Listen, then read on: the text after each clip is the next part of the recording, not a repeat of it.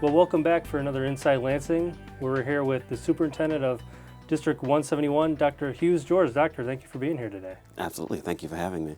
So let's just dive right in and talk about the role of superintendent. Maybe some people don't know exactly what does that role entail. Well, the role of superintendent entails supervising school district students, principals, administrators, and teachers, making sure that the district is fiscally sound, we're following the right policies, and then the superintendent always reports to the board. The superintendent is the only employee that the board has, and I report to them, and we make sure that everything in the district runs smoothly. Teachers and students have resources and all the things they need to learn and to be educated. Could you tell us, maybe if you want to call it an elevator pitch, about who are you? Who's Dr. Hughes George? I'm a person who likes to love, who likes to give. Some people would say I'm rigid, but I'm not. I think most of the time I'm serious, and I'm serious about what I'm doing and why I'm doing it and who I'm doing it for. So I become focused sometimes, and I think I'm misread that way because I then become very serious about what I'm doing. But once you get to know me, have a conversation with me, you'll find that I love to have fun, easy to talk to, yet direct, and love kids. And I will do what is necessary to make sure that students are educated, that they're treated fairly, that they're treated equitably, and that at the end of the day, we get the results that students deserve. We're doing what students deserve as far as public education is concerned. I'm very firm on that, and I try to express that in all that I do in my walk in life so that people know where I'm coming from. I'm about public education, and I'm about making sure that students learn. So talking about the students and maybe thinking about the parents as well, what could they be looking forward to in the future here at District 171? They can see us moving from good to great because of the things that we have implemented and incorporated in our school district, from adding new curriculum, science, math, all the content areas, to improving our facilities plant and improving the environment and making it more conducive for students and more welcoming and warming so that they will want to be there and will come there. Same thing for our staff, making sure that they're being professionally sound, having professional development, learning new tools, new strategies, and innovative technology to incorporate with our students to make sure we stay abreast of what's happening in the education field. We want to be a destination district, meaning that we want our teachers and other staff to want to come to Sunnybrook. And then once they get there, we don't want them to leave. A recent event you had was the Literacy Night. What is that? Well, Literacy Night was an opportunity for us to engage our public and our students in reading and strategies and learning how to read. And it was a great event because it brought the public out to our buildings. We were able to share some of our reading curriculum with them, some of the strategies that teachers are using in the classroom. And it was just a community engagement event that allowed us to open our doors to the public, and they can just see us as teachers, as instructional leaders, and then we can get to know the community that we're serving.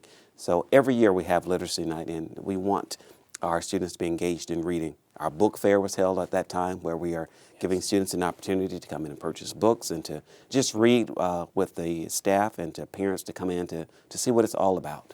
So it was just a great event for community engagement. So obviously it sounds great, but with any job there comes challenges. Absolutely. And what are some of the challenges you've had to deal with?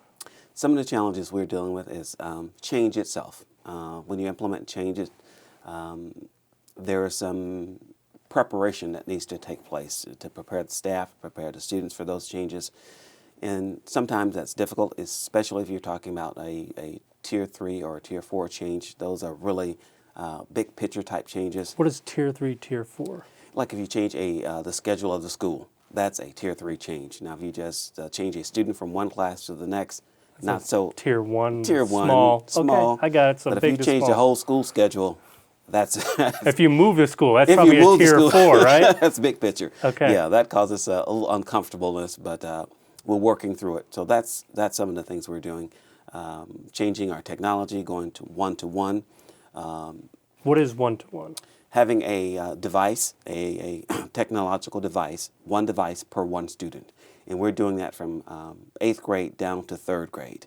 And in our second grade to kindergarten, we're having iPads or a class set of iPads that they can use. All the way to kindergarten. All the way to kindergarten. Wow. If you just look at a kindergarten, they probably, well, I know they've taught me how to use some of the technology. They can swipe, they can do some of the things. It's amazing. I remember I was worried about do. my little calculator back in the day, but now we got iPads and iPads, iPhones, computers on Chromebooks. everybody. Yes. Yep. So we were talking about technology, and I think one thing that we talked briefly about and like to know more about is the STEM lab. What is a STEM lab, and how is it important? STEM is science, technology, engineering, and mathematics.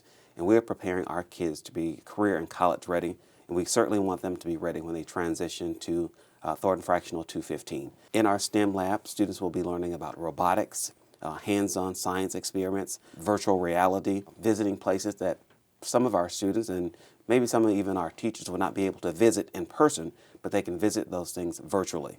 They can do dissections virtually. It's amazing, isn't it? It's amazing Yeah. what technology can do. We want to expose and make sure our students have an opportunity to participate in those activities. So you've been able to see a lot of changes over the years. Something else that recently I know that you guys had talked about is the Hall Pass. Absolutely. How does Hall Pass, it protects our children, correct? Absolutely. It's an additional safety feature that we've added to both our buildings. And when we have visitors, parents, or just community members who come into our buildings, they have to present an ID, and that ID is immediately run through Hall Pass as a quick background check to make sure that they're appropriate and prepared to come into our buildings.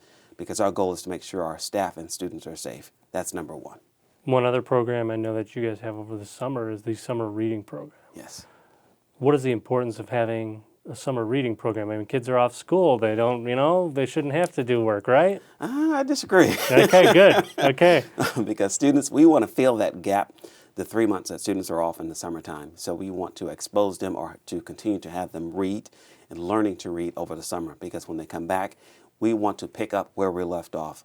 We don't want to have to go back 2 or 3 weeks and start over from there. We want to pick up and then keep it moving forward. Unfortunately, 3 months is a long period of time to be out of school and for students not to be engaged in learning activities. So we want to give them an opportunity by reading certain books in a collection of books that we've chosen for them to stay up and to continue to engage their minds over the summer. Yeah, so kind of keep the wheels greased, I mean. Absolutely. And, I got to say, I get off of vacation for a week here sometimes, and it's hard for me to get back in the swing of things. So I can imagine 3 months would be yes. very difficult. Take so, 2 days especially off for a and it's hard child. to get back, yes.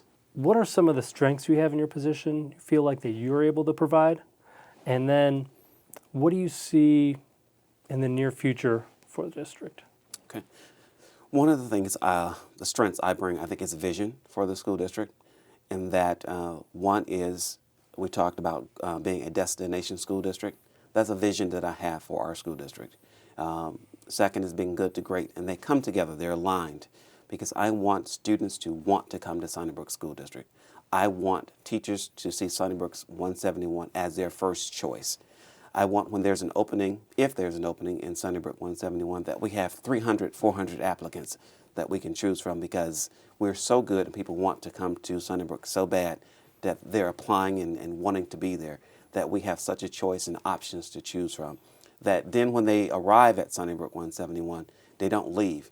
Their career is at Sunnybrook 171. We have more teachers who are there 30, 40 years because they love what we're doing, how we're doing it, and the results we're getting. Dr. Hughes George, I'd just like to thank you again for coming in, and we look forward to seeing all those changes. Absolutely. Thank you, and I appreciate you having me. And thank you for watching. If you'd like to see more of our content, subscribe to us on our YouTube channel.